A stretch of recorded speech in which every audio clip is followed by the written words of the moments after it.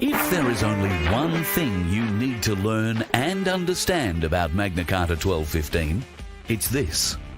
Magna Carta 1215 is the sole peaceful means known to humankind by which the rights of the weakest, most innocent citizens can prevail over a massive, potentially corrupt and oppressive state power. This is the voice of freedom, Magna Carta 1215 Learning Centre.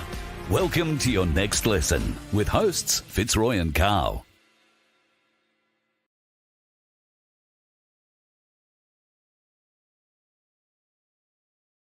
The mix and we'll see what happens. Look, we seem to be having one or two audio issues. I'm not completely sure that the world is actually hearing us out there at the moment. So let me just type into the chat, are you hearing us? And we'll go from there. Oh, yep, good. Right, there's noise at there where it should be. Folks, welcome to Singleton. Give us a round of applause, folks. Thanks for coming out on a cold night. And there is a rowdy crowd in Singleton tonight. Fitz, you're with us from, well, equally as cool Melbourne, I dare say, is the best way to describe. Welcome, mate. Thanks for joining us tonight.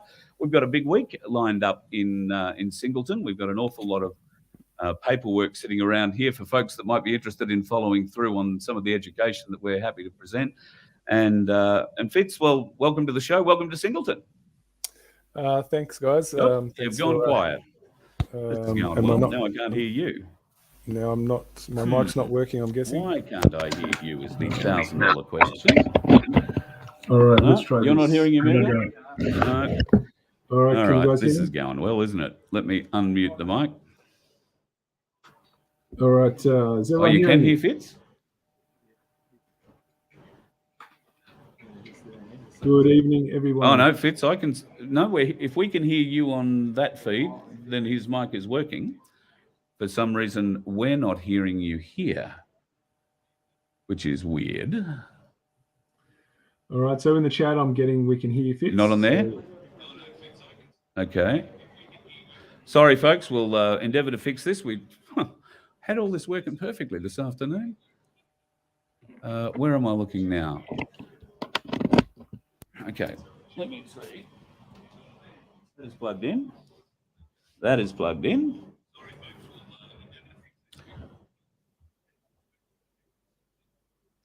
Wow, isn't this going well so far? I tell you what we always try and do. In times like this, we reboot the system. So hang on one sec, folks. All right, so I just want to check if my mic is working. No, it's not. Okay, that's not it. Let's do it this way.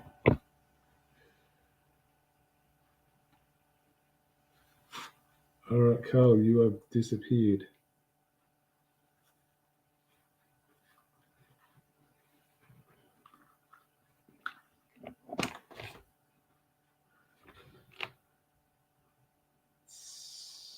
So I just want to check if people in the chat can hear me because I can't hear Carl. All right, so now I'm seeing I can't hear Carl as well. All right, so just a quick one in the chat. Can anyone hear me? Yep, all right, perfect. I'm in.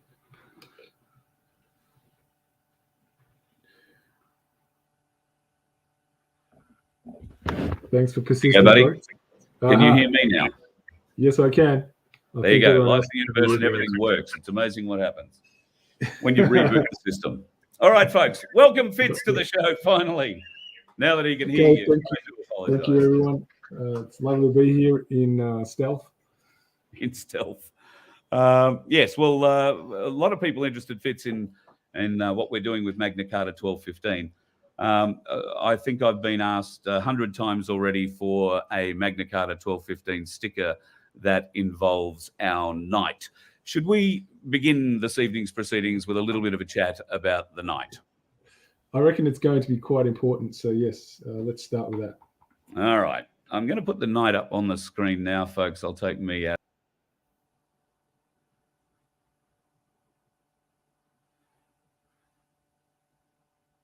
You might have taken your actual vocals off as well, Carl.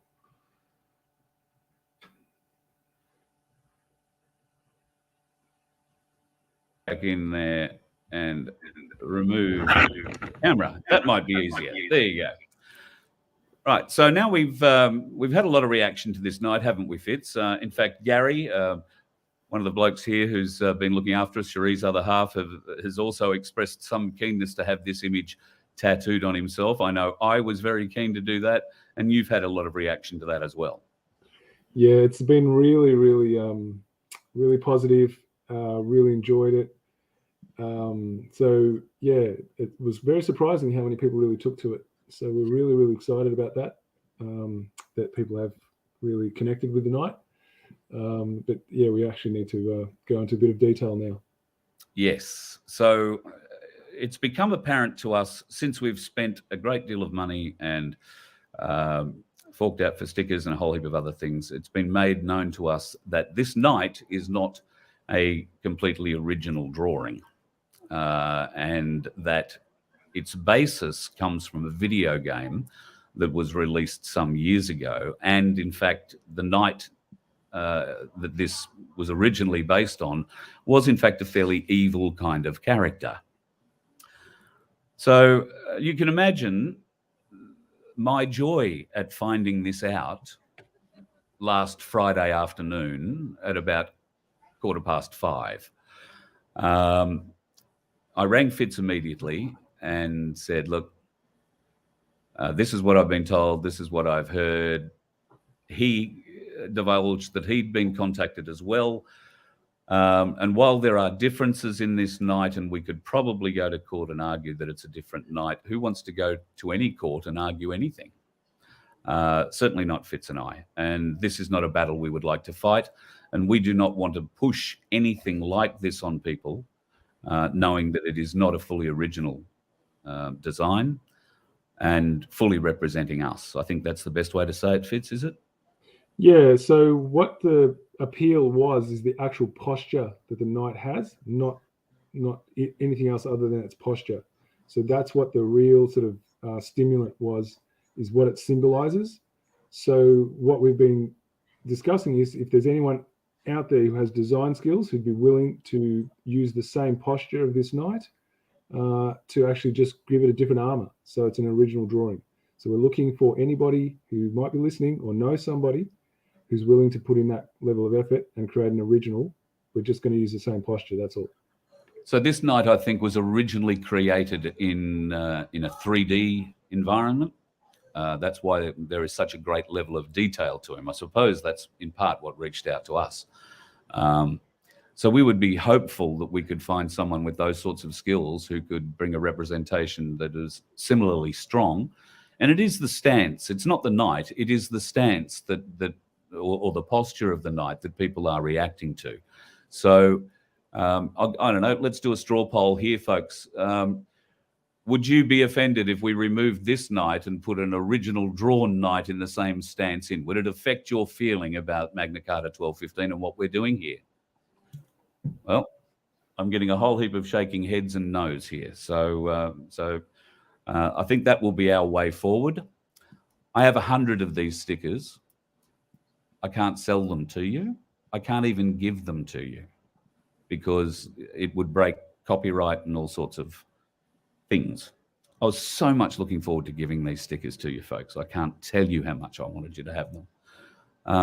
The only way that I can see that we can do this is if we cut the stickers in half, well, not even in half, but we cut the Magna Carta 1215 bit off the bottom. We give you that for like a $2 donation, and you can have the knight and stick him wherever you'd like.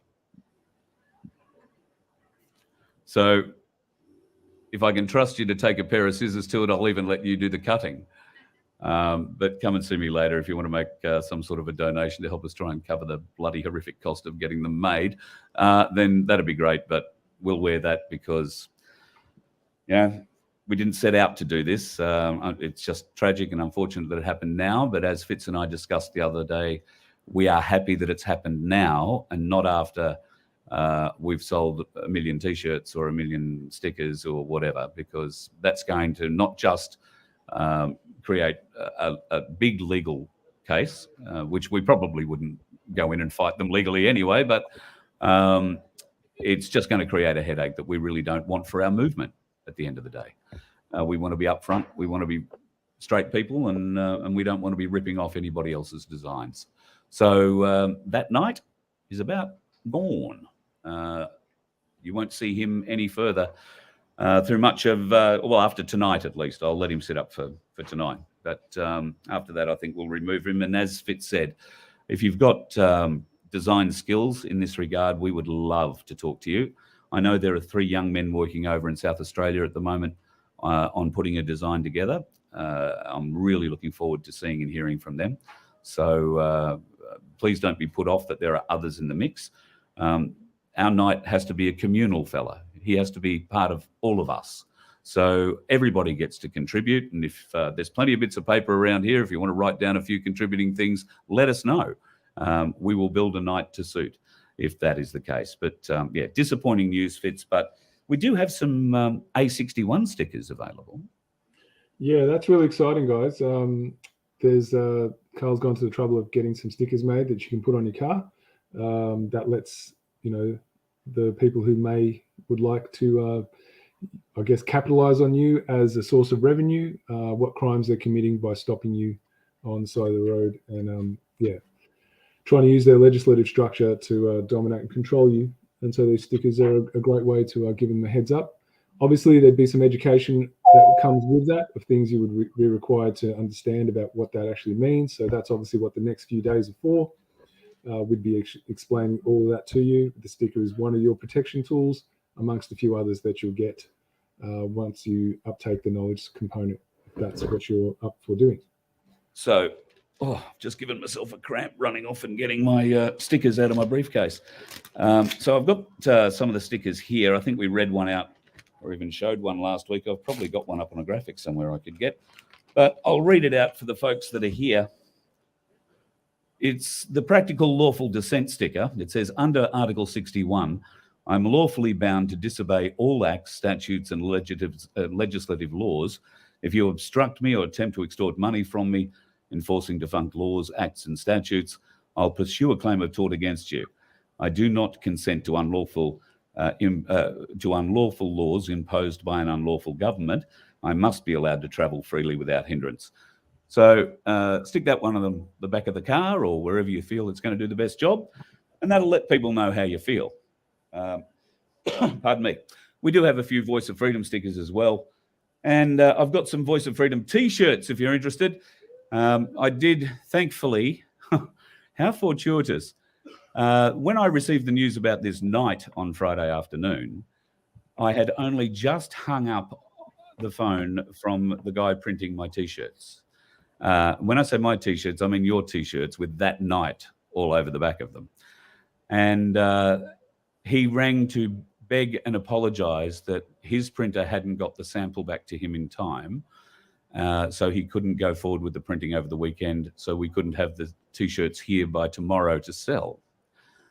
Thankfully, I didn't have to fork out for 150 T-shirts that we can't sell. So there are small mercies in what's gone on.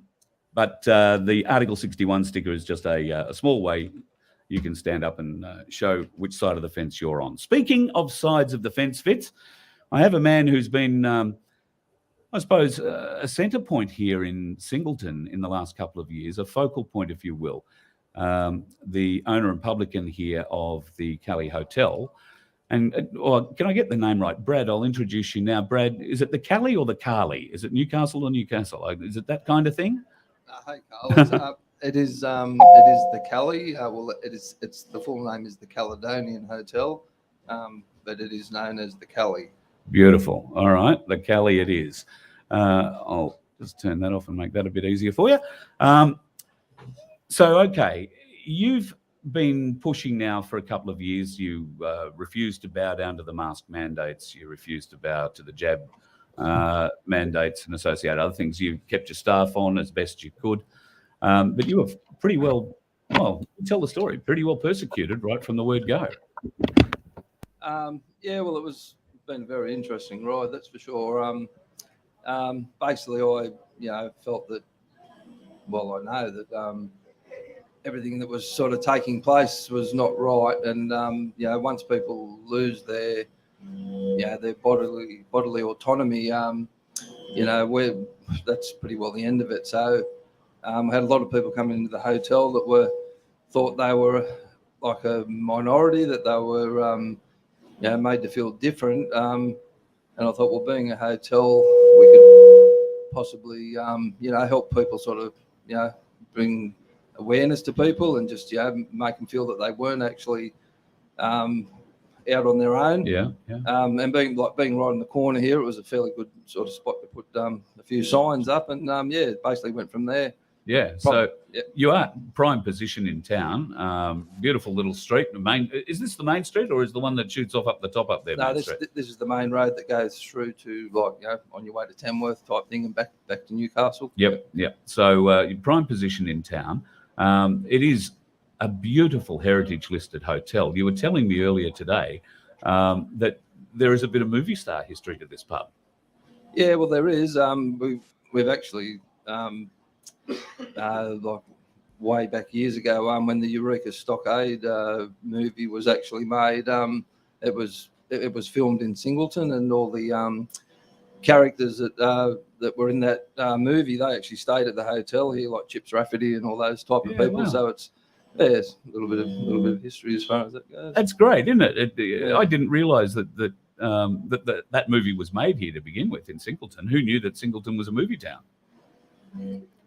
I knew it from Toll. But yeah. So all right, let's kick forward to when the police started knocking on the door. Well, the fact was they didn't knock; they just barged in, didn't they? Oh, yeah, they gave me warning. Like the day that I hung the signs off the pub, it wouldn't have been 5 minutes, and a car stopped and took a photo, and I thought, well, here we go. So and that was a few weeks prior to when they brought in these ridiculous mandates and all that type of thing. And I mean, I'd had plenty of correspondence with the police leading up to that. They knew where I stood and where we stood as a business. I knew where they stood as well, and so basically on the Monday when everyone when that was all enforced, they were here, and right on the door. And it's continued on basically until they closed us down for 72 hours and were looking for me. They couldn't find me. So you weren't exactly, Captain Lightfoot out in the hills there, were you? No, I was just back at home. But they found it too hard to find you at home because, well, there are reasons for that. But anyway, it goes to show how good the investigation side of the police force works. You did wind up copping a heap of fines. Yes, I did. I got, which I did expect. I was fined, I think, 7 or 8 times, and plenty of court cases after that. Didn't end up locked up. But that was the problem for you, wasn't it? You were really concerned that people were going to knock on your door, lock you up, take away your publican's license. Essentially, that was a concern. But I mean, I never looked at it like that. Like I looked at it, and I still do, as actually just standing up for what's right and against what is wrong. Because the whole thing is wrong. So, were you the only business in town doing this? Well, at the start, probably the only one in Australia, to be honest. But there are other businesses in town that towards you, mate. Towards me, there are other businesses in town that have spoken to us that are, very, like on the same page that we were. For sure. Yeah, well, that's great. And then you wound up having a mass protest that all culminated here out the front. Yeah, it wasn't basically a protest. We with the roof of the hotel, we've got a big red roof, and we happened to put a red ensign flag on it, and the Singleton Council sent us a letter saying to take the flag off the roof. We're going to be fined, all this type of thing. And some locals actually organised all that. We had quite a good. It wasn't actually a protest; it was more of a support gathering. Yeah. So, what, a couple of thousand people or more? Oh, they said there was about 1,200, which was quite good, being a long weekend. Yeah, wow. Yeah, it was good. Yeah, good well, crowd. I suppose like most small towns, long weekends, people head over to the coast. Head over the coast. Yeah. Yeah, okay. Well, that's a really good turnout. So the people came, they rallied in support of the red ensign on the roof, and council went away and left you for a while. Well, yeah. So with the original letter, that they basically gave us 28 days to take the flag down. If we weren't to comply with that, it was a $500,000 fine and $5,000 every day after that was left up there. And we corresponded with them with a return letter and phone calls and different types of things. Never got anything back from them. And that was 6 months ago. And we hadn't heard anything, so we sort of more or less assumed or thought that everything might be okay. That the people had sort of spoken, I suppose, and was in agreement with the flag up there. Like, it was never put up there to antagonise, or it was just a great spot, a great advertising space up there on the roof. I'd always wondered what to do with it. It's a heritage flag on a heritage roof. It's a heritage flag. It's a registered Australian flag. It's the flag they raise on Australian National Flag Day. It's a heritage building. I just thought it made sense. If I had have thought we needed to put a development application in, we would have done that. We've never not abided by what laws or rules that would warrant that type of thing. Yeah. So the council then have sent you these. The first letter basically saying you haven't lodged a development application. I've read another letter that you received only last Friday. That indicates that if you had have lodged a DA, you wouldn't have been given approval for it anyway.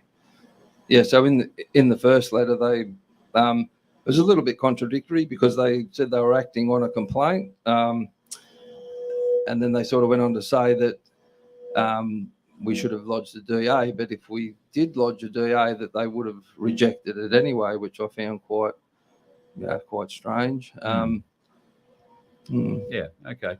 So last Friday you received another letter from them, quite a lengthy one. Yeah, basically stating the same thing. And this is after I'd actually rang them to follow up on our letter that we'd sent to them, to find out what we had to do, and just do due diligence to do get the right thing. Like to do the right thing. Then just 6 months later, and one council election later, they've sent us basically the same letter. This time with a demolition notice attached, 28 days. Yeah, the first one had the demolition. Oh, okay. Yeah. So they both had that on there, but So this is, and having read the letter, council admit this is a heritage listed building, but they're fully prepared to demolish it if you don't remove certain elements of the flag thing that's happening on the roof.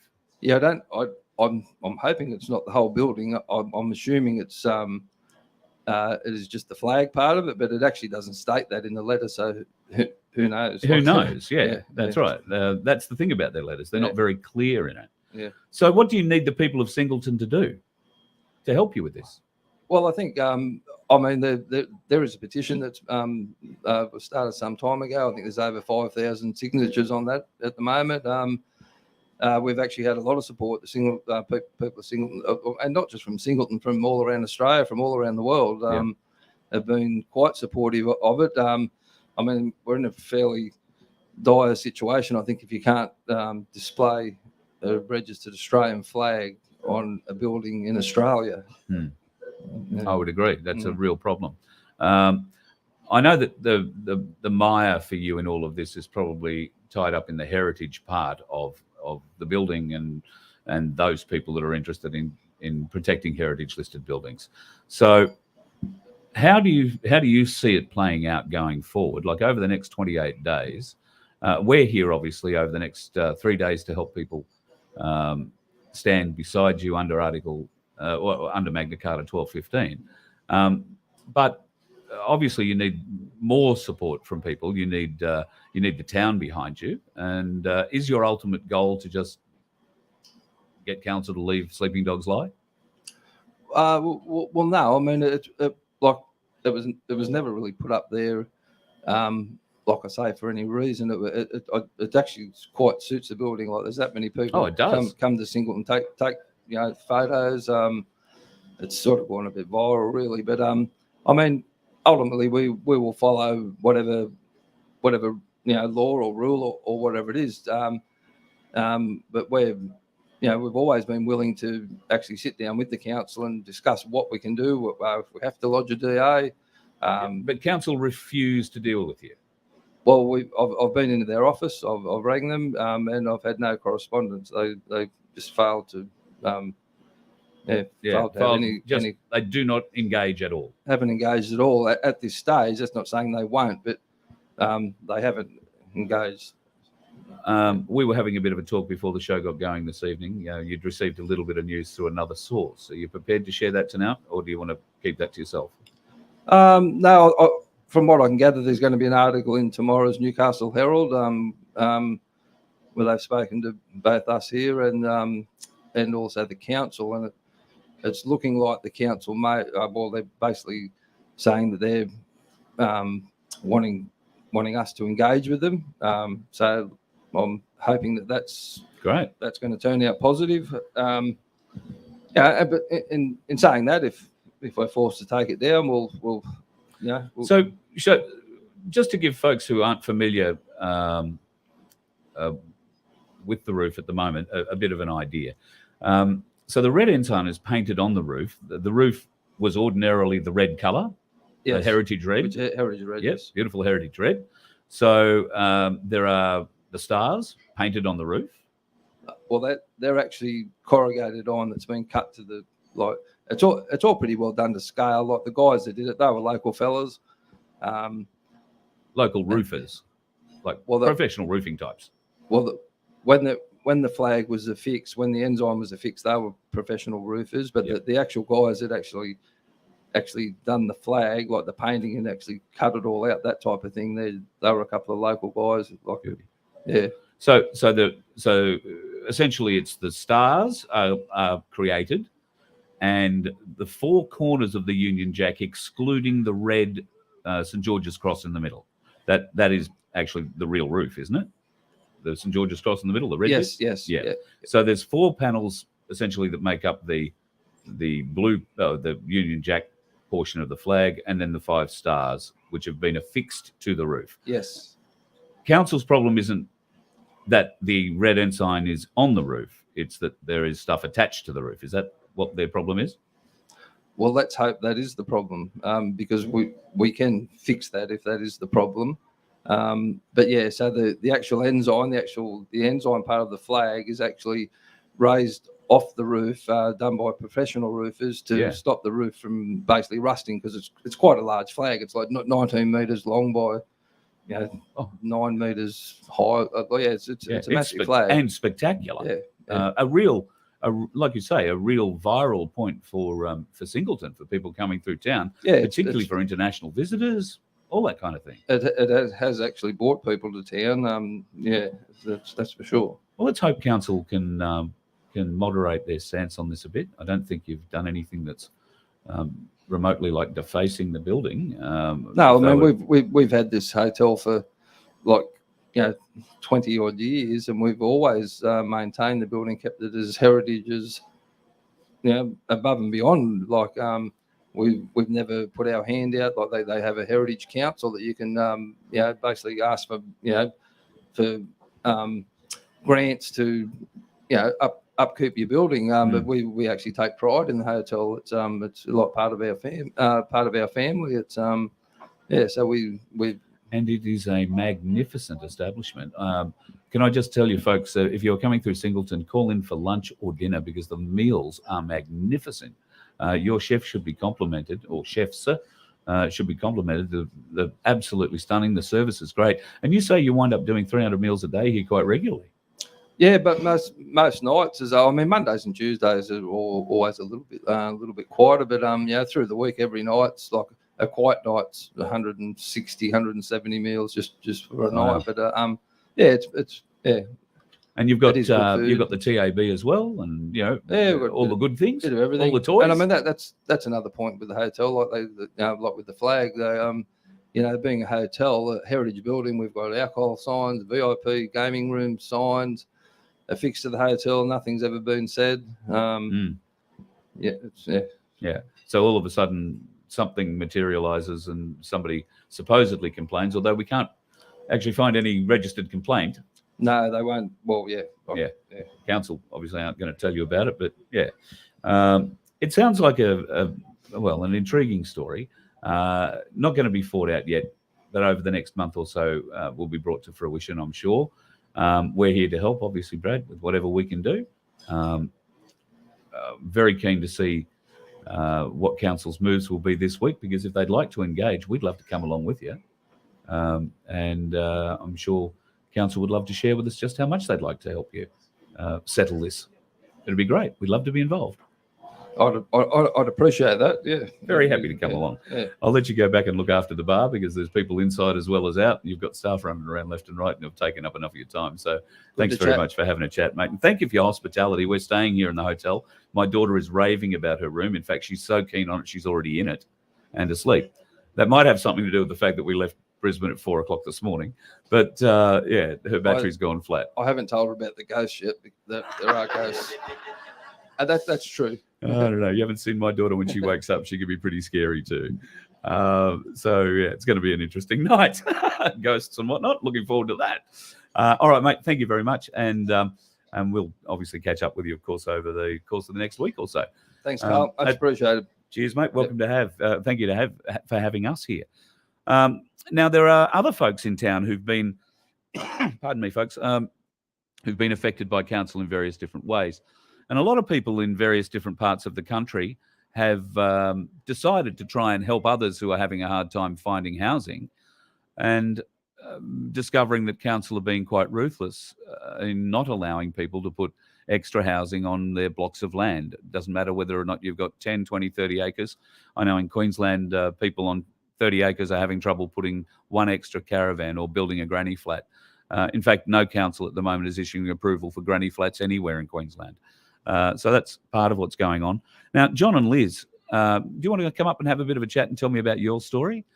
John and Liz have been in Singleton for some time. They've taken the opportunity to try and help people out with accommodation as well. And they're not doing this in any kind of a greedy or a mad fashion.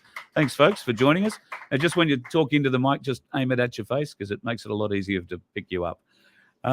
So, John, hello, mate. Congratulations for all your efforts and supporting the movement and the work that you're doing at the moment. Do you want to tell us what's going on with council? Thank you, Carl. You're an absolute champion too, by the way. And welcome to Singleton. Thank you. Sorry, the question was... so council have approached you because, well, yes. First of all, what have you done to try and help the people who are struggling with finding a home in the area? Well, basically, our reason for our two van homes on our property was born from a need to relocate. And that came about, relocate our business last year. And that came about under conditions of rapidly deteriorating circumstances when this COVID nonsense started. Basically, we were operating a business from opposite the hospital at Doyle Street, a physiotherapy practice. We're both physios. Right, yep. And when it became clear that there was more to the story, the COVID story, than was being announced on television, I set about informing our patients, current patients and past patients, via email and verbally. We both did, actually. And raising concerns and basically advising them to do their research thoroughly before rolling up their sleeves for a jab. Yeah. I sent out probably in excess of 120, I can't remember how many, a lot of emails to, like I said, former patients, current patients, advising caution and advising them to do their research.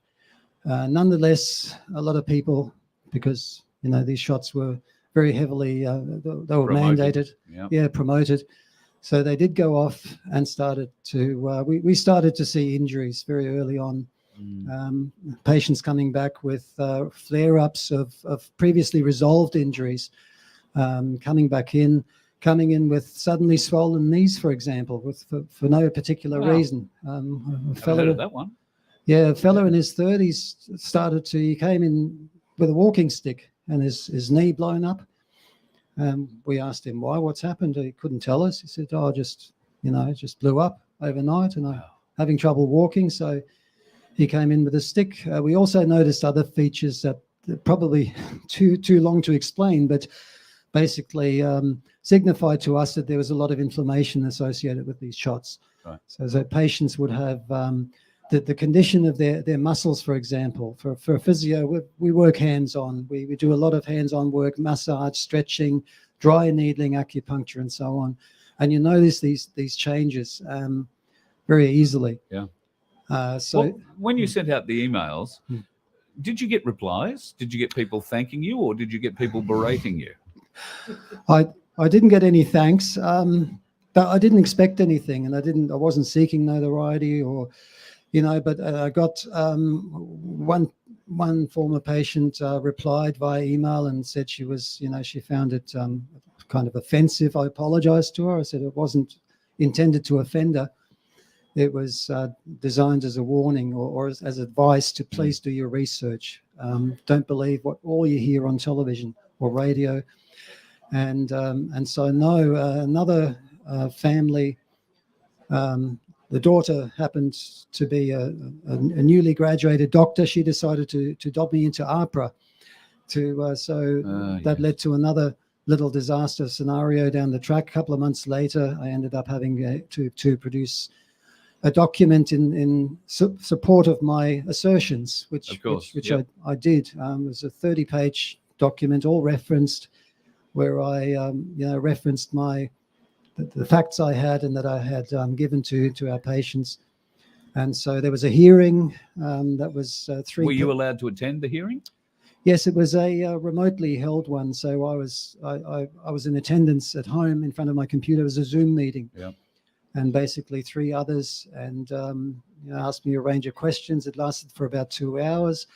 At the end of this session, they went away for half an hour and then asked me to come back and kind of miraculously I was cleared. Wow. Which was, wow. I didn't expect. No. So well, you don't expect clear thinking on the APRA board's behalf, really, do you? Not at all. No. Not today. So clearly, being both physios, you're working very closely with the health system in town. That's right. And then when the clamp went on the healthcare system, you found yourself without a home. Well, not without a home, without a workplace. Without a workplace, yeah. We, like a lot of people, we were paying that place off, and we were just thinking ahead and tried to cover all bases. So we decided to sell that the business premises and work from home, go back to working from home, which then led to the 2 vans that we have, the caravans. Originally, it was our plan to work out of those vans. They're large van homes, they're called. They're quite large caravans. They're fully self-contained, air-conditioned, and with enough room for a treatment table, a treatment area, toilet, bathroom, and so on. Yep. And so, and a designated concrete slab for it. So they're both sitting on a slab at our property where we live. It's roughly 2.8 acres in size. Yep, right. So plenty of room. Lots of room. Yep. They're all professionally set up. The van home people who build these van homes on the Central Coast, they actually came up and positioned them for us and leveled them, even lined them up and leveled them. So looking quite nice. Right. So professionally installed, professionally built, and you've got these 2 vans on your property. Clearly, you've discovered a way to work from home. You don't need to work out of the vans now. Is that how that works? That's right. So Lizzie, being the main physio, principal physio. She's got the warmest hands. She has. I know. She hugged me before I felt healing hands. So she works out of still working out of our front bedroom from home. Right. Okay. And I've established my little office in one of the vans. Right. So you have one available that people could rent from you That's at correct. a nominal fee. And I know my daughter came into town today. She said, "Oh, it's a lovely town, Dad. We could live here." And she did a rental search and found 2 houses. Cheapest one was $550, I think, and that was a 2-bedroom something. Yeah. And the next one up was $675. So clearly, accommodation isn't easy to find in the area. There are people who've been forced out, I imagine, just as they have all over the country, because they've lost their job, they've lost their ability to work and pay. So you guys have opened up your property in one of these vans, and council didn't like that. No, they initially didn't mind. We received a call. These vans arrived in March this year, and on a Friday they were installed. The following Tuesday, I received a call from council, from an inspector. He wanted to come out. He'd heard somebody had informed him that we had these 2 vans. They're demountables, he called them, actually, demountables. And I invited him over to come and have a look. He did straight away. Came over and looked at them and discovered that they were on trailers, like caravans. Upon which I guided him through one as well, by the way. And after seeing that, he said, "Well, look, technically, there's nothing wrong with that. They're mobile, like caravans." And so he was aware that according to New South Wales legislation, you are able to have these at home. Yep. That somehow changed after another, what was it, 3 or 4 months later, we received 4 months. I received an email from council first that basically said the same as Brad's experience, a demolition order. Wow. So suddenly they forced this demolition order on us, and for removable and relocatable buildings, a demolition order. Oh, That's right. God, you people have elected a marvellous council, haven't you? Or did you really elect them? Is that a question for this? Yeah, I think that is a question for down the track. I think selected is a better word. Yes, selected right. council. Yeah, and a $500,000 fine, and $5,000 a day for every day thereafter. So I'm not quite sure where we're at right now, money wise. About $1 million squillion. Yeah, right. So, well, Liz, tell us about it. What sort of pressure is this placed on you? What sort of this coercion that council are trying to force on you? I'm worse than Bosie. I could swear my head off. That's why I gave him the microphone. Well, I don't mind. Bosie likes competition. Well, Start with these bastards. oh, I've got worse than that on my mind. These unelected bastards. So basically, I didn't give a fuck. Yep. And I'm not going to. We've been doing the Magna Carta courses. Yep. Originally, we joined the local assembly, the common law movement, only to discover we didn't think it was, the right thing. Mm-hmm. Magna Carta is definitely the way to go. And thank you very much for that. And we're looking at taking council on with the Magna Carta 1215. At this point in time, we both sent emails back to council. Pretty much they were treating us like a caravan park. So compared us to caravan legislation. Wow. And so the next move is on them. So we've both sent them emails. John sent some beautiful emails, and just going back to APRA, if you want to take John on, you've got to be smarter than him. And I do not know too many people smarter than him. Well, I can tell you nobody on the APRA board is. No, In fact, not at all. I can't figure out anybody on the APRA board that's got any kind of smarts at all. And we actually had an hour and a half interview with Serene Tefahar, who was quite shocked that he actually came away with his registration intact. I'm amazed. But, usually if you have to front that board, that's the end of you. yeah. Dr. William Bay had exactly the same experience in Queensland a couple of weeks ago. He wasn't even allowed to attend his own hearing. His lawyer attended for him, and then they invited him to, I guess, hear the result. And then when they figured out that there were people around him streaming, they refused to allow him in for that as well. So, faceless, nameless bunch of bastards, this APRA board, who have no medical experience at all. there are accountants, there are lawyers, there are administrators, but there are no healthcare professionals. Certainly none in your field. No. I think there might be a clinician on the board, but that's not the kind of person you want to run into in the emergency ward, because the only thing they've ever treated is a computer. They've never worked on people. So how does this board gain control? And I know from just recent research that I've done, our federal government has no control over it. It is an independent board that acts independently of government. How do we get rid of them? How does the industry rise up? How does the industry fight back against these people? Well, I really think, if the doctors had bothered to stand up Weak straight bastards. away, and I commend Dr. William Bay for what he did, Yeah, me but too. it's too little too late, I think. Yep. I think he's just trying to save his Yep. backside. That's my personal opinion. But we've been at this at the start. The pair of us have been at this at the start, and I think we're the only two health professionals in town that bothered to try to help people. Now we're seeing, I've got that many patients with pericarditis, myocarditis, cancers returned, you name it. And I could tell last year that, if we continued at our building, we'd be bankrupt. And guess what? We'd be bankrupt by now. Yep. Bankrupt by now. Yep. It was easy to see. And I just cannot believe that other healthcare professionals just put their bloody blinders on. I mean, we're heaps in debt, but we, as I kept saying to people, choose life or death, choose. So this business of, I had to do it to keep my job or whatever the case may be. Yeah. Well, that doesn't wash with me, because we had so much to lose. Doctors, nurses, can those institutions recover from this? I think it needs reform, total reform. I think it can be done with total reform, and big pharma needs to be gone. Yeah, well, that's the big thing, isn't it? The interaction with big pharma and the pressure that they can place, even on the littlest local GP, is quite amazing.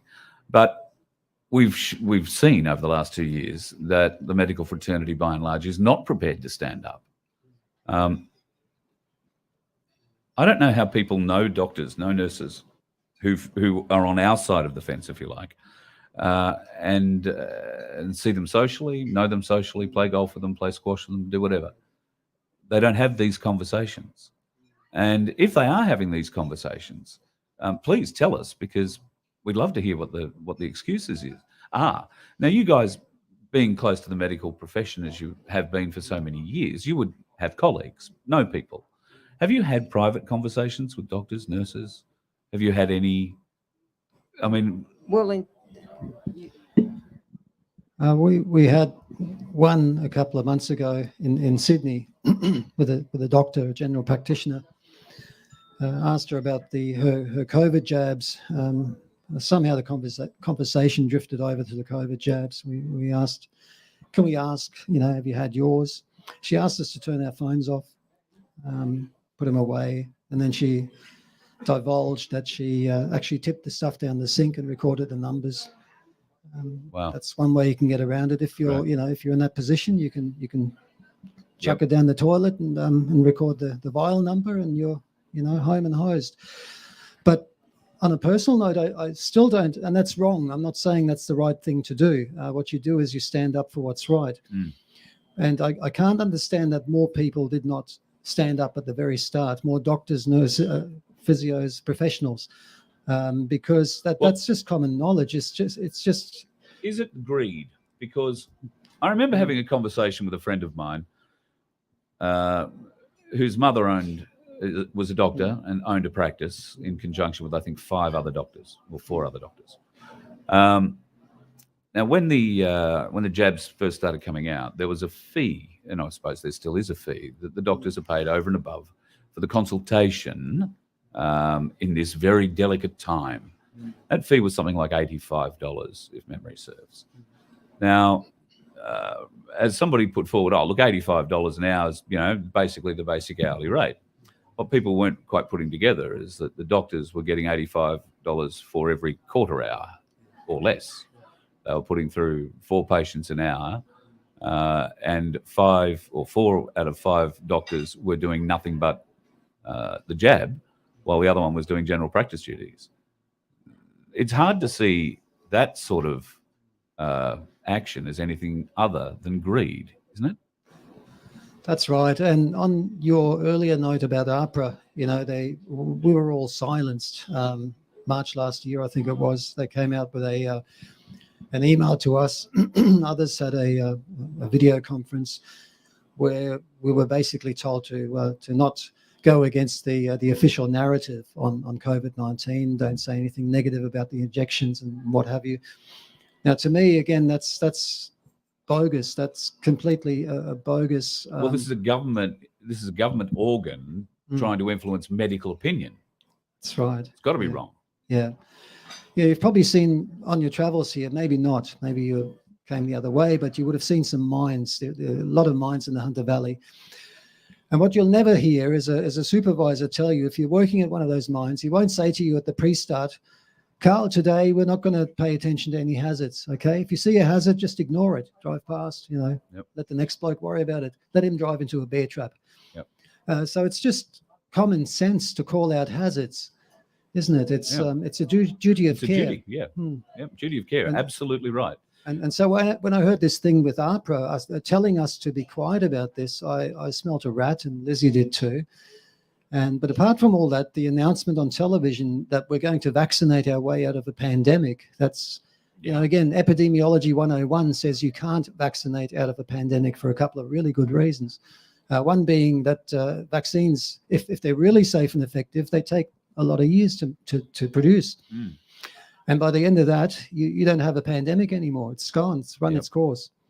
The other reason is if you start jabbing people with this stuff and they've already had exposure to the pathogen, well, you run the risk you can make them very sick or kill them because of a what's called antibody-dependent enhancement. So you're basically priming their immune system to destroy their body. So I, my bullshit meter went off the scale when I heard that on television. We're going to vaccinate our way out of a pandemic. That sticks with me. Yeah. And again, I don't know that doctors have studied epidemiology. They should have some idea, surely.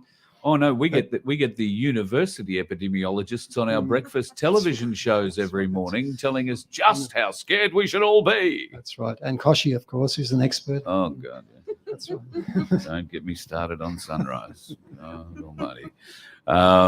Yes, there are many presenters on our screens and unfortunately on our radios that, for whatever reason, believe the narrative.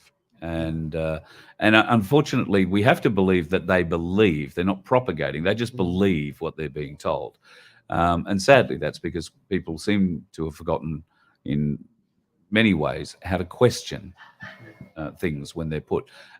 People have forgotten that government was never created so that it could control us. It was created so that the garbage got picked up, the roads got made, the sewers got cleaned.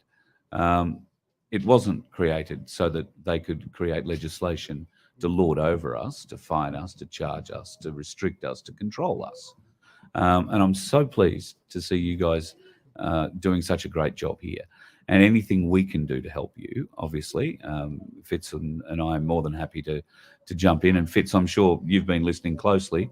I'm sure there is elements of what you've heard here tonight that we could be reasonably effective in.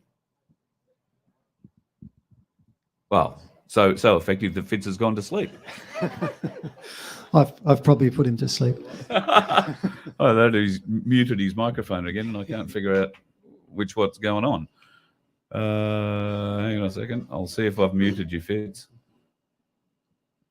No, I haven't muted you. You seem to have just disappeared. Anyway, we'll keep talking. So where are you now with what's going on at the future? Are you waiting with great anticipation for something to arrive in the mail, or are you just going to see a bulldozer turn up your driveway and aim at your caravans? I wouldn't rule anything out with this council. But oh, you're back. Fitz is Sorry, back. guys. I don't know what happened, but I just want to say hi, John. It's wonderful to hear your voice again, my friend. Hi, Fitz. Thank you. Nice to hear you too. Nice to hear your voice. So, I haven't spoken to Liz.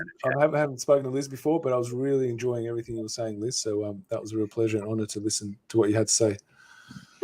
Thank you, Fitz. Thank you for taking the time to speak to John recently. Thank you so much. And It thank was you my for all the pleasure. Magna Carta sessions. They're amazing. We had Yeah. no idea. Thank you. So you guys have been watching the actual videos we've done in the lessons. Is that correct? That's right. We're a bit behind, but we're catching up. Wonderful. Now, just before we go ahead, I'm seeing comments in the chat that people aren't seeing any video footage. Is that a possibility at all, Carl? Oh, all they're going to see of me is me at the moment, Okay. because we haven't got cameras set up for a variety of reasons. We're set up outside. So, look, folks, I can wave at you. And if you guys want to come around this side, everybody can see you. But yeah, at the moment, there's only the one camera that's coming off the laptop, and I've got a light right behind me. So we call that a Jesus light in the business. So I don't know that I'm really coming off. So there you go, John, come in here beside me and say good day. There you go. And now we've all got a microphone we can share. So there's John and Lizzie. Probably not the most comfortable. I don't know. I've got a big lap. So, so to answer your question, yes, I was listening very attentively, and yes, there's plenty that can be done from a lawful position. What we're just missing is the knowledge on a collective scale, and once the knowledge hits the collective, the town is going to be unstoppable. We just need to get you to that stage where you are actually in that real power of understanding what law is, how to actually use it, how it's undeniable, and actually how to express yourself when you're standing under law that can make sure that no one can ever tower over you again. So, Fitz, part of what we're going to be doing over the next 3 days here is MC 1215 education, 1:30 till 3:30 every day, and again from 7:30 till 9:30 at night. We would love to see as many people from Singleton and surrounding areas. In fact, we have a lady from Noosa. Margie's turned up from Noosa. She came up to Harvey Bay as well. No, she's not pregnant and she's not in love with me. She's just really fluked it to happen to be in the same town. Just would point that out. There's a gentleman who we'll have a chat to, I hope, fairly soon, who's come down, I think, from Bow Desert. He's another guy on the road, working hard, medical type professional. He's come down tonight and is staying for a few days to learn a little bit more about Magna Carta. John, you've obviously had a bit of a chat with Fitz and started to delve a lot more deeply into the skills that are required in presenting the arguments. How are you finding the education? We're here to try and teach people from scratch. You're obviously a little bit ahead of that. So how are you finding it so far? It's certainly digestible. It's certainly it makes sense on a basic level. It's you can't argue with the logic behind it. That the truth is constant. Laws, our natural laws, our freedoms. We're sovereign. I mean, there are a lot of concepts that make intrinsic sense to me. But I found myself having to go back over some of the points just to get a better idea on the exact definitions. Yeah, when you say intrinsic, that's a really good word for it, because when Fitz started talking to me about it, it falls on you when he speaks. That's why I sort of call him my little alien. He speaks in a way where you are left in no doubt as to what he's referring to. There can be no doubt in what he's asking of you and what he's asking you to commit to. And if more people spoke in this manner, we would have less wars in the world, we would have a lot more love, and we'd get a lot more done as a community. Do you agree? Yes, we do. So he has a very, and sorry, Fitz, I'm not usually blowing air up your clacker from, but you do present the arguments in a way that seem to fall naturally into people when you're listening to them and you understand what's being said. Have you found it hard to understand Magna Carta 1215? Yes and no. No, from the sense that you've just alluded to, that it does seem a natural extension of what ought to be the case, what we should already be experiencing. Yes, hard from the point of view of actually nailing the definitions and, recalling them, being able to recall them on demand. Yeah. It's a bit like going back and learning the 6 times table, isn't it? That's right. Repeat, repeat, repeat, go back, repeat. That's at least what my parents used to make me do. I never got to the 7th because I got sick of them after the 6th. That's how it is. Look, guys, can't wish you enough strength to go ahead, enough power, and all the help that you need will come from us. We are more than happy to help, and anything we can do, all you need to do is pick up the phone, give one of us a call, and we'll be here to help. Absolutely. So, and thank you for everything that you're doing. I'm sure the people in town are supporting your business. Well, we're always happy to give it a plug. So if you are in need of physio services and you don't mind being rubbed by a very nice warm set of hands, can I just say? I'm not going to go anywhere near further than that. She has a warm heart too. And a very warm heart, and it's about community here. So you're about supporting your patients. Your patients need to support you. And I imagine, as close as you are to the mines, there is, the mines are an extremely safe place to be, and there is many OH&S men out there doing many great OH&S things. Injuries occur, muscles get strained, backs get hurt. So you're the people to come and see to get a little bit of relief. That's right. Excellent. Well, thanks for coming in tonight and telling us your story, guys. I really appreciate it. Thank you, Carl. It's awesome. Thanks, Carl. Thanks, more than Fitz. welcome. Thanks, Thank you, Fitz. folks. Thanks Put for your all hands your good together. Steve, is Steve floating around? Now, Steve is another gentleman who's been getting a little bit of, I nearly said backdoor help from Fitz. I should just say quiet after hours help from Fitz is probably the best way of doing it. How are you, Steve? Grab that microphone, aim it towards your talking part. Otherwise, it doesn't pick you up very well. Have another go. This better? There you go. Now, when you can hear yourself in that ear, we're hearing you. So, Steve, you've been talking to Fitz recently. You've been getting a little bit of education because you're in a. Well, just explain your predicament at the moment, what you're facing. Well, just over a year ago, my wife and myself went to a protest at the council buildings. It was supposed to be like a silent stand-in protest. Yep. But because at the time there was orders about stay at home, I really don't know what they were exactly. But it was a nice day and you thought you'd go out? I did, and my wife did some exercise, and of course she avoided the fine. She was very good jogging on the spot. I'm jogging. Yep. But I happened to stay still, and it was supposed to be a silent protest, and I guess I wasn't well schooled in silence. So you attracted some attention. Yes. And that attention got you what?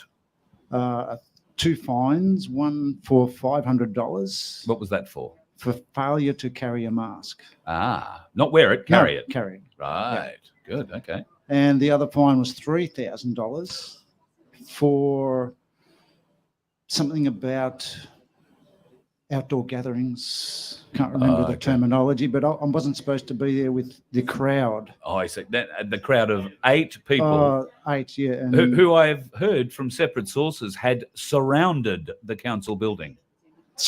Yes. All 8 people had surrounded the council building. We were trying to social distance.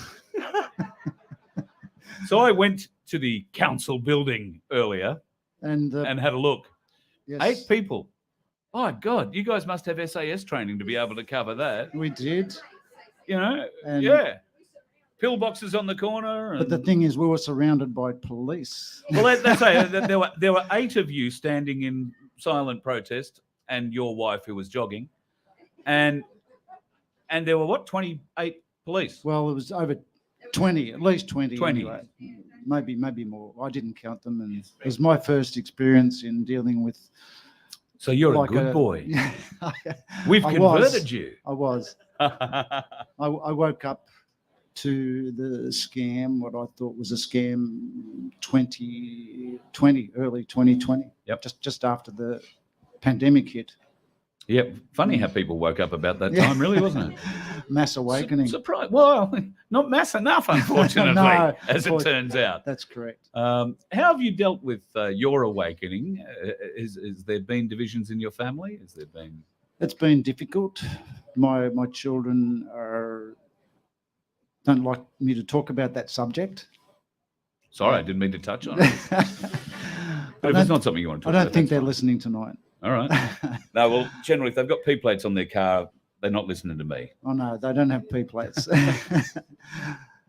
So, division in the town has been, rife. Obviously, problems with council. You've run a muck of the local constabulary, and now you're looking at $3,500 worth of fines. I imagine if you don't pay those, they'll level all sorts of other penalties against you and eventually wind up threatening you with a stay in one of Her Majesty's finest celebrities establishments. It's been a long process. It was over a year ago now, and I think my first court appearance was January, and my brother was in Victoria, lives in Victoria. He's awake. He said he would come up and help me with my legal counsel, but last minute he couldn't make it, so I called. Lockdown again, Victoria? Probably. The borders were shut. Yep. So I adjourned. I told them I couldn't make it. My legal counsel couldn't arrive. They scheduled it for a few weeks later, and I got something. I got sick, and of course they don't let you into the courts. No, of course. No, they're as petrified of their farce as everybody else. I did let them know the previous night because I was quite ill, sore throat and that sort of thing. So I did call in. Next morning, I slept in because I knew I'd already notified them. I got up around about 11 to an email to say they'd had the court case. In your absence? In my absence, and found me guilty. What a surprise. What a surprise. Yes. Oh, Gary too? So there's, good. Yeah. But we won't go into why they haven't found you, Gary. So I had an annulment. I applied for an annulment of that. Immediately decision. or? Yeah, within a week or so, I think. Right. I'm not sure. And what's involved in that process? Just saying the judge was a dickhead. Can we have another go? Filling out some applications to say why I couldn't make it to the court, which I'd already told them so. Yep. And they wanted me to pay $100 per fine to cover that. $100 per fine. And when they The actually, admin fee. Yeah, so admin, I suppose. So I didn't pay that, and they sent it off to the debt collectors. Oh, right. So I sent a letter back to the debt collectors, and I've heard nothing back since. And then I had a mention hearing after that. That was in June, and they wanted me to plead. I said I don't want to plead, but so they put in a plead on my behalf. God, they're great, aren't they? Not guilty, of course. Oh, yes. Anyway, if I'd known that, I would have rebutted it at the time. I was just learning common law. Yep. And then They're manipulating the. No. Yes. All right. So since June, in the last 6 to 8 weeks since Magna Carta started, tickled my interest. Well, clearly, because you and Fitz have had some long conversations. We have. And Wednesday, you're back in front of a beak.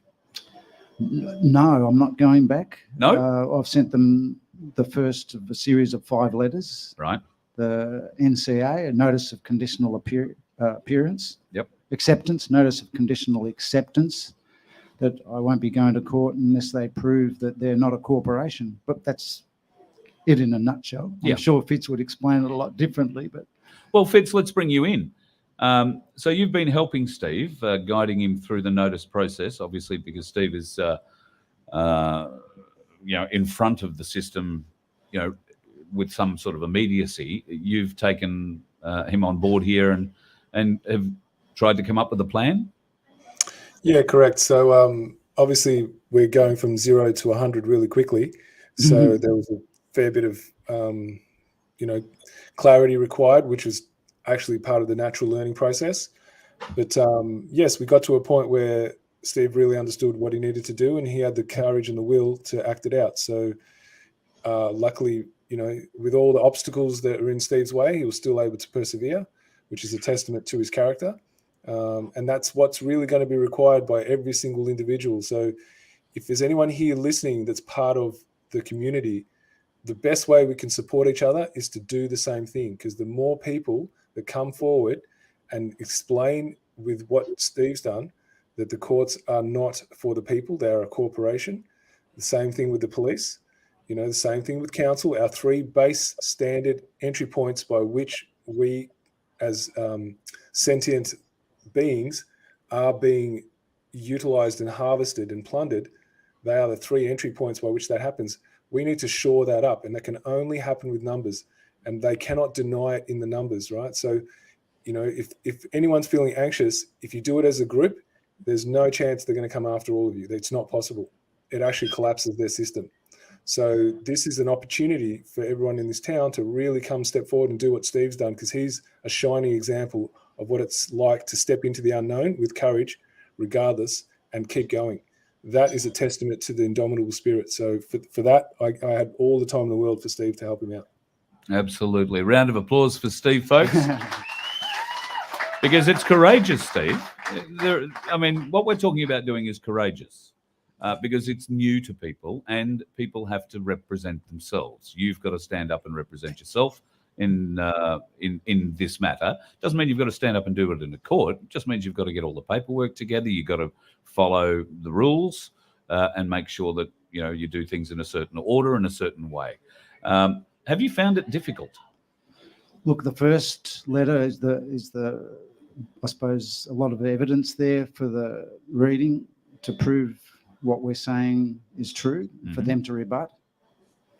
So gathering that together, making sure that I got the addresses right and the because names. They will take any error and dismiss the whole document because it's got an error in it. Or not really. I think from what I can understand, even Fitz would say that we're speaking in plain English here. We're not going to legalese. Yes. So any intentional. Yeah, the words you say are said with the intent you mean them. Yes, that's correct. Yeah. So from that point of view, I don't have to be as careful as I thought I would have to be. I know their system relies on extensive knowledge of the words we use if we go and fight them in their system. And I wasn't confident to know all the words and the tricks behind what they do, how they come back to court 3 times and trick you in different roles and things like that. So writing letters gave me more time to look at the process rather than do it. Yeah, fly into front it. Of a court. And wing it, so to speak. Wing it, yeah. Yeah. Well, this isn't a process that can be winged, as I'm sure you've found out now that you've put the time in. But Fitz has been there, very supportive, very patient, and with my questions. And there's also the site itself, MC 1215. Yep. On Telegram, a great bunch of people who are just trying to help each other do the same thing. Yeah, absolutely. Group collective, it's just amazing. It really is a fabulous community, isn't it? Yes. And I would love, I haven't actually said this to Fitz, but I was watching something in the chat the other day, and I would love to get all the Telegram members of Fitz's MC channel together in one venue one night for a chat, because I just think we would have the best fun. They're a very fun bunch of group, very serious. They've all got stories. And they're all very motivated to see this change happen. So and when the government does collapse, I think we should all get together. Yes. It's coming. It's coming. It's right. So, Steve, what would you like to see happen if the government collapsed? Well, we'll have to go back to the Magna Carta style democracy with the trial by jury of the peers. So there are others proffering a different Magna Carta theory. The 1297 Australian constitutional piece of toilet paper crap theory, as I like to refer to it. Was Article 39. That's, minus Article 39, minus Article 43, 41 and 61. 27. Is it 5 Fitz or is it 4 they're missing? I don't remember. They took out 4 or 5, all of them relating to the People's Security Pact, and Article 61, of course, which is the blueprint to winning our freedom back. It is trial by jury. Now, folks, you might have heard, and we'll talk about it now, you might have heard that there are ways you can go into a court, you can separate yourself from your straw man, and you can argue under Magna Carta 1297 and use the Australian Constitution to beat them at their own game. It's lies. You cannot beat them at their own game. All you can do is stalemate them. And if you stalemate them, they will hound you. They will follow you. They will hunt you. If you split from your straw man and you become a sovereign citizen in a court and you have a win in a court. Now, a win in a court, in the court that we're talking about here, is the judge standing up and leaving the court. That's essentially the captain deserting the sinking ship, and you are left in charge of the ship. That is how you award yourself the win and any damages under the Magna Carta 1297 theory. Now, if you know this theory, if you know how to present it, if you know how to walk into court and you've got the balls enough to stare down the judge, you will walk out of that without a charge. They will not fight you on it because it will expose them. What they can't allow you to do is to keep fighting them on it. So eventually they will hound you to a point where they get you and lock you up because you make a mistake, or they will hound you and hound you and hound you to a point where you just give up on it and start playing by their game. The biggest problem with this solution, because people will say, oh, look, it got me out of the shit. Well, it didn't get you out of the shit. It just stopped the shit getting bigger. The shit is still around you and you haven't won anything. But can I just tell anybody who employs this solution and thinks that the 1297 Magna Carta solution is real, think of it this way. The same solution that will get you off a car fine, the same solution that will get you off having 2 caravans on your property that the council don't like, the same 1297 defence that will allow you to protect your hotel, put whatever you like on the roof and bugger the council or the coppers or anybody else, is exactly the same rule that will allow the rapist of a 3-year-old who was caught by the father of the 3-year-old raping his daughter in the middle of the night. It will allow him to walk out of the court scot-free. It will allow a murderer, if they know the solution, if they know what to say and how to present it, it will allow the murderer and the rapist to walk out of court free, just like you, who employs it, to get out of a parking fine. Now I ask you, is that a solution? Because I don't think that's a solution. The only solution is trial by jury, because that way the people deliver the justice. There is no escape. And the only way you can get trial by jury is through Magna Carta 1215.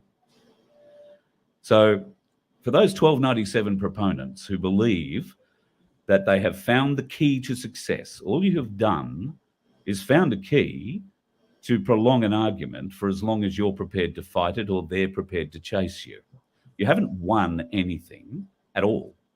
And that same solution that you feel you have won with can be employed by the worst creatures in our society to avoid punishment. There is no half measure.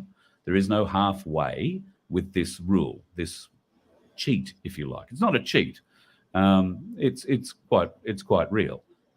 But there is no halfway. You can't say to the judge, oh, look, I'm only going to tell you that you're full of shit until you get the pedophile in front of you, and then you can do what you like to him.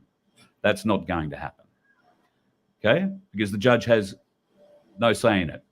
Once you expose the court for the corporation that it is inside the court, you've won, or you've stalemated. But have you really?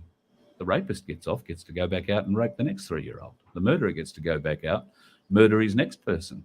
The domestic violence perpetrator gets to go back to his wife and beat the living shit out of her because she told. She had the audacity to speak up and she thought the friggin' law would protect her. So that's what your 1297 Australian constitutional piece of shit gets you. No solution, just freedom for everybody, regardless of what horrifying crime they've committed. So until Magna Carta 1215, and we don't, Fitz and I do not claim that Magna Carta 1215 is the fix. It's not. There is one portion of Magna Carta 1215. If you cannot accept any other part of it, there is only one portion you need to understand: trial by jury. 12 people like yourselves who understand what it's like to live a life, who aren't going to be told by a judge, because in a trial by jury there isn't one, what they can and cannot hear by way of evidence. They're not going to be directed by lawyers. They're not going to be allowed or not allowed to hear defense or argument that might use a loophole to get the accused out of court. None of that happens in a trial by jury. It all happens in front of the jury. There is no lawyer. There is no judge. There is a sheriff, right?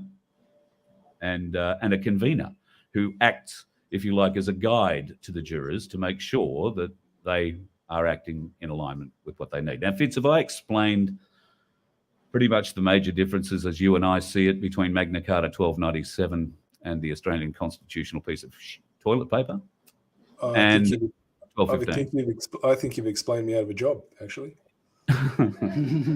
If there is any confusion about Magna Carta 1215, folks, I'm going to, because we've been going an hour and 20, so I'm going to pull up. If there is any confusion about Magna Carta 1297, let it be dispelled with this. The Magna Carta 1215 was produced for the Commonwealth, the British Empire. It was signed by a British monarch. It was written by British barons in and by support for the British people. If any one of you 1297 proponents can come to me and explain how it was rewritten by a Catholic Pope who didn't even speak English in Italy and then forced out on the rest of the world, if you can explain to me how an English constitution can be written by a priest who was elected by a smock-covered group of other priests who in turn were elected by thousands of smock-covered little priests in little towns and cities all around the world, funnily enough, a lot of whom have had your children in speaking with them, helping them, getting counselling. They're the people who wrote Magna Carta 1297. They're the people you go and talk to at Mass every Sunday. They're the people who've been lying their ass off to you forever. Now, if you think Magna Carta 1297 has any power or is any more influential, or for some reason, because of its 60, 70-year difference between 1215 and 1297 has been updated, you're a bloody idiot. Think about it. How can an English Commonwealth constitutional document be written by a Catholic Pope in the Vatican? It simply cannot. And Fitz and I welcome the arguments from you 1297 proponents who feel you have the answer. Because the sooner you present the answer to us, I'll present you the next rapist and give him your address. Because I just wanted to add, can I just add something to that, if that's okay, Carl? Yeah, by all means. What the Constitution, when it's restored, it actually eliminates all national debt retroactively. So everyone who's in debt, who's got a loan and all that kind of stuff, that all goes. And then it's time to get compensation for all the fraud and the criminality that's happened. So everything you've paid that you were never ever due to pay, all that's time to get compensated, right? There'd be a national sovereign fund, right, where things would be paid for out of there, you know, and we the people, we're the jury of the people, decide how that all gets dispersed. Not government, we do. So if you really want to know what that feels like and looks like, guys, it's really time to start knuckling down and learning, because you can make this happen. It just requires the people to come together to do it, because you are your own kings and queens in your own lands. And those lands are your bodies, and they're for you and you only, nobody else. You get to decide what you do with it. But you can only do it if the kingdoms come and unite. Each one of your kingdoms come and unite and work together as a force. And that's what we're just, you know, laying out for people to come and do and claim. Simple as that. Yep, absolutely. Anybody got any questions for Fitz? If you have one, you'll either have to yell it out or come up here to speak to it in the microphone. If you've got something for him, by all means, come up. Anybody raising hands, carrying on? Hello, everybody on the Galactic Larrikin channel. I didn't realise you guys were sitting there. Galactic Larrikins are filming on their channel tonight too, so you would have got some extra vision, or at least you would have seen our little interview table. So hello, everybody on the Galactic Larrikins channel. They're around for the next 3 days too. We're going to be in Singleton for a few days filming. We're going to do a couple of little colour stories around the place. So, folks, if you're here tonight, give me an idea of what we should be seeing. My daughter already wants to go to the Infantry Museum. I don't know if that's because she has a thing about the army or just the uniform, but we'll go and figure that out. We'll have a look at that and cruise around town, have a look at a few other bits and pieces. It is a magnificent area. How long have you been in here, this area, Steve? Since 2014, so 8 years this year. In fact, it's just gone 8 years. So before that, you've seen a bit of Australia? I've seen a bit. I've lived in Emerald previously to that.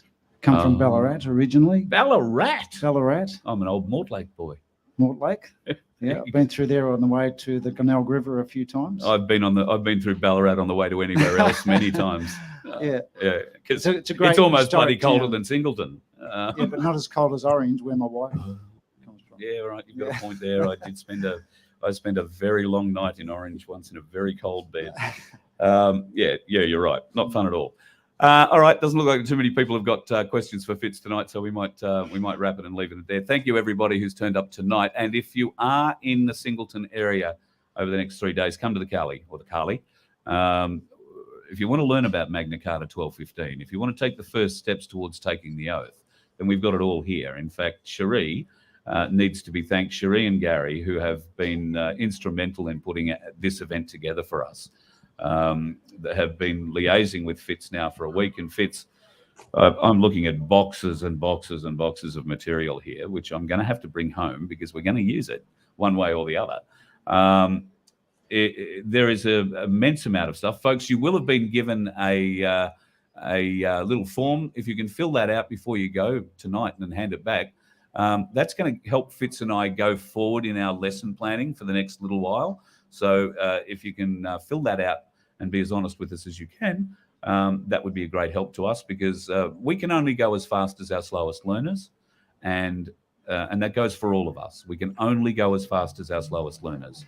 So if we know somebody is falling behind in our group, then we gather around them, we lift them up, we try and support them, because we know it's not easy. Some people get it faster than others. Some people never get it. Thankfully, they don't usually turn up to the lessons, not after the first one anyway.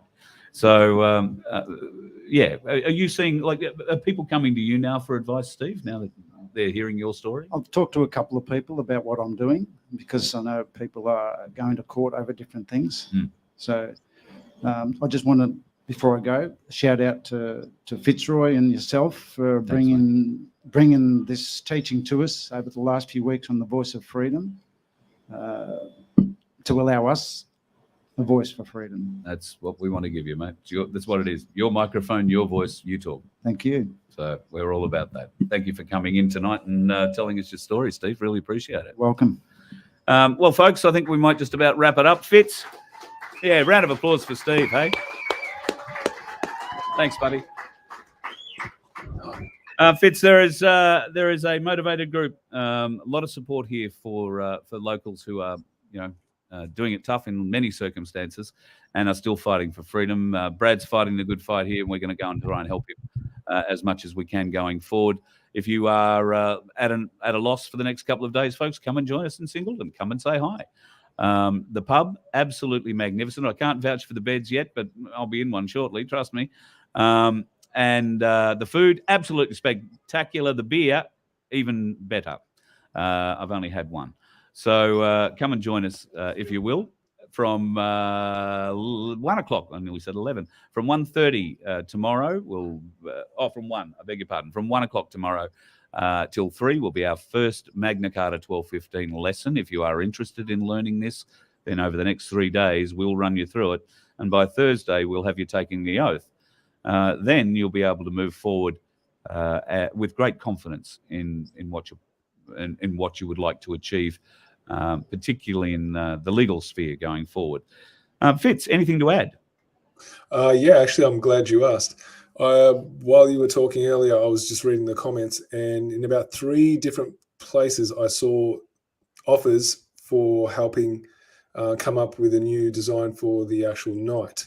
So Oh, anyone wonderful. who put that offer in, I'm just going to give you an extra job now, Carl. Could you please email the details to carl@voiceoffreedom.com? Oh, so VOF, is it VOF HQ, Carl? Yeah, vofhq.com. Carl@vofhq.com. And So email I your saw- details, send me your phone number, I'll ring you. Yeah, so I saw at least 3 different offers. So I'm really, really hoping you guys will actually come good with your offer, guys, because we'd really like to get this off the ground. And so everyone who's been hanging out to get their tattoo, just hold off, because hopefully there's someone with a real eye for design that's going to come up with Exactly. something that's going to knock your socks off, something that we can all take ownership of. So those And 3 just, people. and just to prove, I do have 500 of these bloody stickers here. 100 of them sitting there. So, yeah, we won't be giving those away, though, folks. We're not going to do much with those, unfortunately, because of the reasons we outlined at the start of the show. Tragic, but really glad we're going to come up with something original. I'm really, really rapt that there are people in the chat, Fitz, who are keen to try and help us. And, well, you can see it on the screen. We're looking for something like that doesn't look anything like that. I also just want to say a big hello to Steve. Sorry I didn't say it while you were in front of the mic, my friend. I just wanted to let you speak in peace. But now that you're gone, that's the only time I had to say hi. So good day, Steve. Good on you, mate. All right, well, so next week we'll be back home again. We'll get back going with lesson number 16. We'll try and pick up where we left at number 14 and 15, because I think I've still got 22 slides left from each. Yeah, there's a fair bit of content to go through. Again, guys, there's a lot more depth, earth-shattering information's coming. So, yeah, stick around, guys. So, Fitz, the timeline that we're teaching on here, is it aligned in any way with any other timelines that might be happening at the moment, say between now and, I don't know, early November? Do people have to learn this stuff between now and then, for instance? I would urge people to really get behind this, guys, because we need to really learn the structure of self-governance, right? That's what this is really about. We all have the capacity for self-governance, right? Nobody tells you what you're going to wear in the morning. You know how to pick your own clothes. You know how to make your own breakfast. You know how to get your own vehicle without having an accident. They're all aspects of self-governance, guys. Now, this is about self-governance on the macro level, not the micro level, right? And we are the ones who have the capacity to make those decisions. And it's all about trial by jury. So when you come and learn these lessons, you'll understand exactly how they took that innate capacity that we have, that we're born with, that no one teaches us about. It's just in us. You'll find out how they did it, right? And then you'll understand why you need to reassert it. Because if you start using petitions and, like my will letters and protests, they're just versions of begging.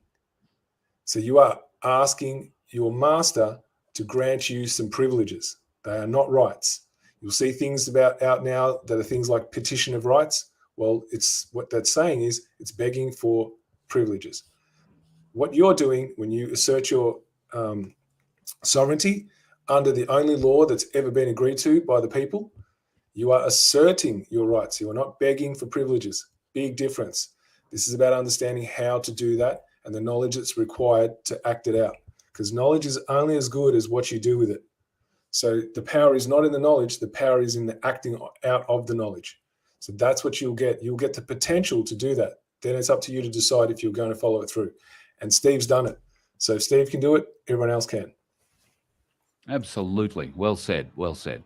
All right, Fitz, thanks again for another great night.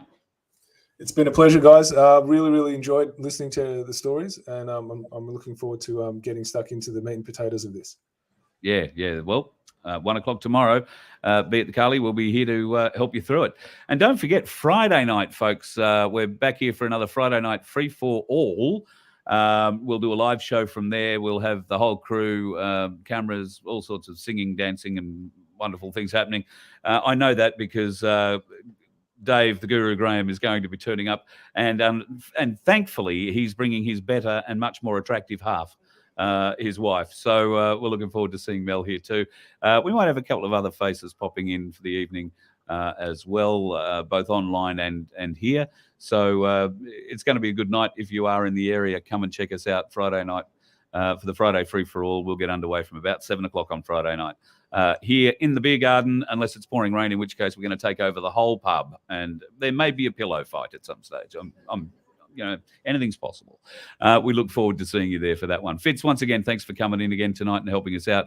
And I know you and Cherie, Steve, and John have all been putting in some big hours over the last couple of weeks. Cherie particularly, my God, she has done a wealth of work, and we can't thank you enough for that, Cherie. And I have a feeling that work is going to come with us for a little while, and it's going to be extremely helpful. So, thank you very much for your help. Fitz, we'll talk to you again next week. Yeah, just to quickly say hello to Cherie and Gary. So I just want to make sure I'd said that because I'm really bad at remembering stuff, but I finally did it. So, yeah, big hi to Cherie and Gary, and good night, everyone. It's a pleasure to be with you again. Good on you, mate. You be safe, and we'll talk to you again next week. I'm sure things aren't going to go and get too out of hand, but I know our lessons do tend to get a little long at times. Tonight I thought was a lot more fun. We've run a little over an hour and a half. Thank you to everybody who's shared their stories with us here tonight. It's important that we hear stories from your local area. We get emails between us, Fitz and I, all the time, looking for advice, people just wanting to tell their stories. I can tell people's stories, but it's better if you can do it. So that's why we come out on the road. If we can come to your place and help you guys, folks, we want to do that too. We want to hear your stories. Everybody wants to hear your stories because from your stories, strength is built.